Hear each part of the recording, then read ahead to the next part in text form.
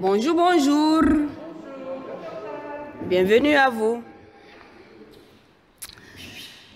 Savez-vous que nos cœurs ou même nos pensées sont comme des jardins et des déserts? Nos pensées sont comme des déserts et des jardins. Eh bien, c'est ce que je vais tenter de nous montrer pour nous aider à réfléchir, à nous poser des questions. Eh bien, cette pensée d'aujourd'hui, est-ce que c'est un jardin, un désert? Qu'est-ce qu'il faudra faire si jamais? Et c'est à travers ce thème des jardins, des déserts dans la Bible, à nous. Voilà, des jardins, des déserts à moi ou à nous. Alors aujourd'hui, je ne vais pas développer tous les jardins, ce n'est même pas l'objectif. Je vais faire une introduction générale sur les jardins et le désert. Connaissez-vous le premier jardinier du monde biblique alors? Eh bien, c'est Dieu. C'est lui le premier jardinier dans la Bible. Et donc, Dieu a dessiné le jardin d'Éden, qui est un paradis terrestre. Un paradis où l'histoire plutôt du salut de l'homme a commencé. Et c'est également dans un autre jardin que cette même histoire du salut de l'homme va s'achever. Le jardin de la résurrection.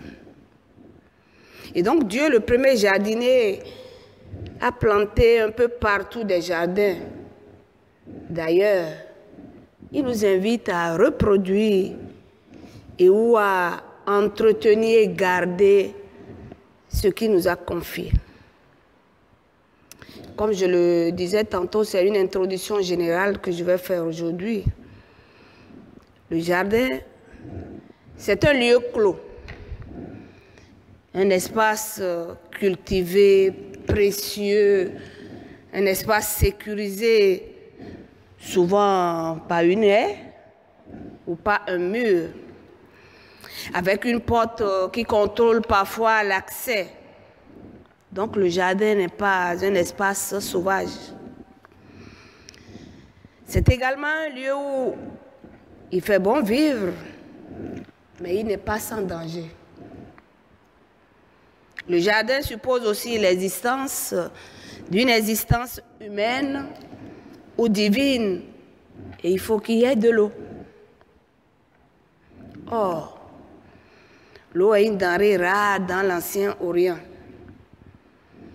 On va donc rencontrer les jardins là où il y a suffisamment d'eau pour les irriguer, comme la Mésopotamie ou le delta du Nil en Égypte.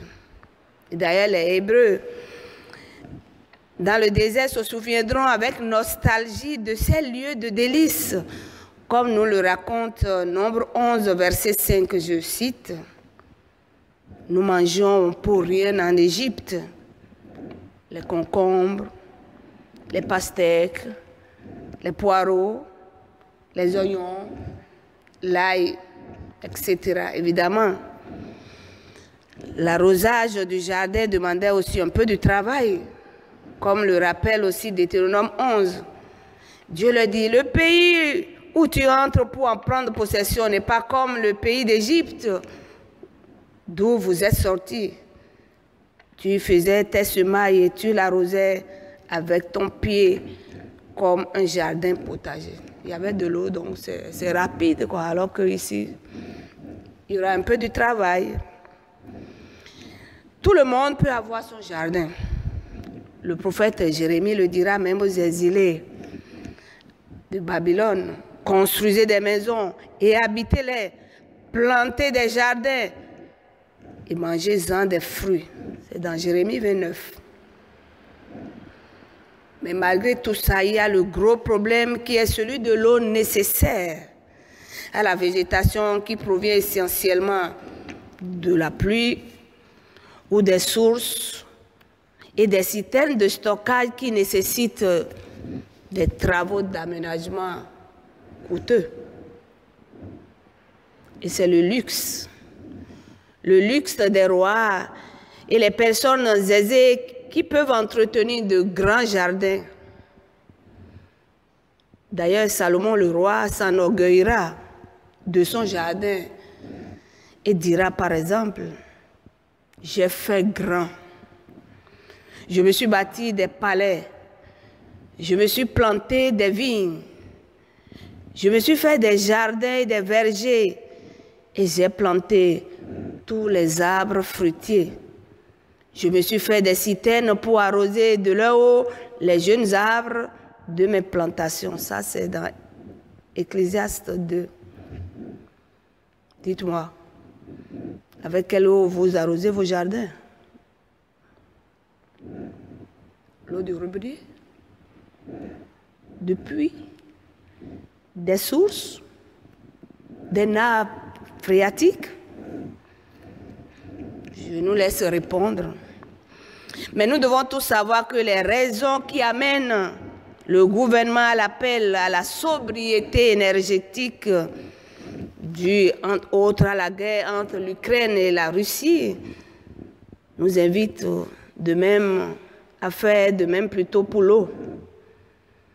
La grande sécheresse de cette année a mis à mal, en tout cas pour moi, mes 32 pieds de tomates. Je ne sais pas ce qui s'est passé chez vous. Revenons à notre jardin. Donc je disais qu'on peut tous avoir des jardins, et même en avoir des jardins luxueux, bien sûr si les moyens le permettent. Le jardin peut aussi amener à la convoitise. Ah, quel magnifique jardin, oui. Comme j'aimerais avoir un comme ça. Et comme ça, cette convoitise peut à des moments donnés conduire au meurtre. Comme l'affaire de la vigne de Naboth. Vous savez, le roi Akab demande à son propriétaire de lui céder cet espace idéal.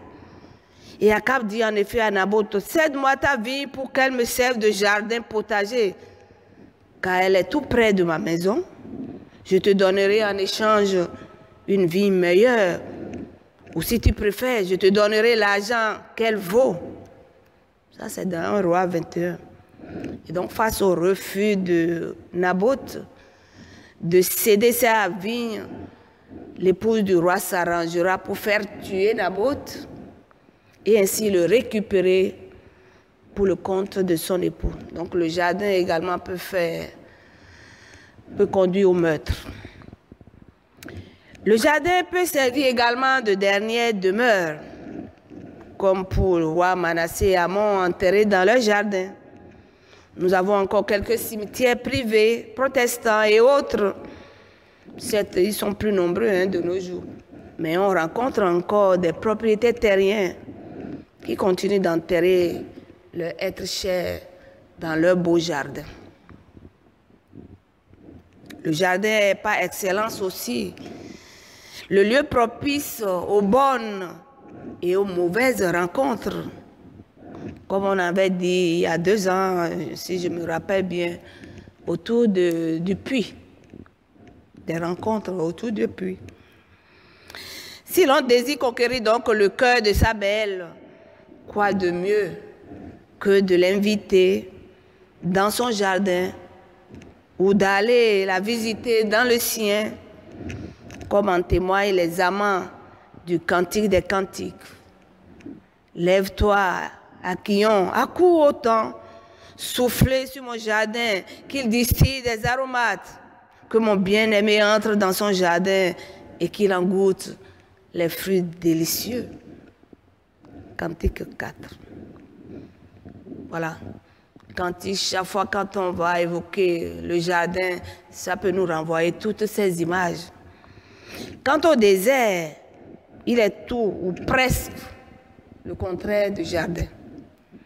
C'est une terre hostile, désolée, peu sûre, une terre où l'eau, principe même de la vie, est rare ou absente.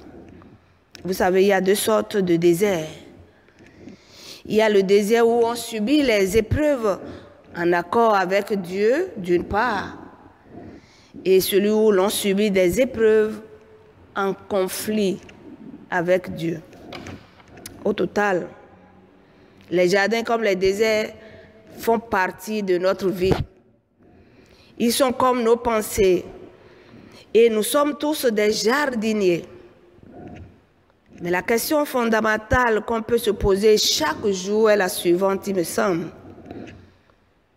Quel genre de pensée cultivons-nous? Est-ce des pensées de paix, d'amour, de pardon, de foi, d'ouverture, ou bien des pensées de haine, de jalousie, d'exclusion, de vengeance? En tout cas, tout le monde peut et doit cultiver son jardin, ses pensées. Pourvu qu'on sache choisir son jardin et ses pensées et éviter le désert en conflit avec Dieu, en conflit avec nos frères et sœurs et même avec nous-mêmes. Mais il y a une bonne nouvelle également qu'on peut annoncer. C'est qu'à ces différents endroits, quels qu'ils soient, notre Dieu, Dieu compatissant, il y est toujours les bras ouverts pour remettre debout celui qui l'appelle, celui qui vient à lui au secours. Il est toujours là pour remettre debout celui qui l'appelle, celui qui vient à lui. Et il est également là pour fortifier ceux qui marchent dans sa voie. Quelle grâce! Merci.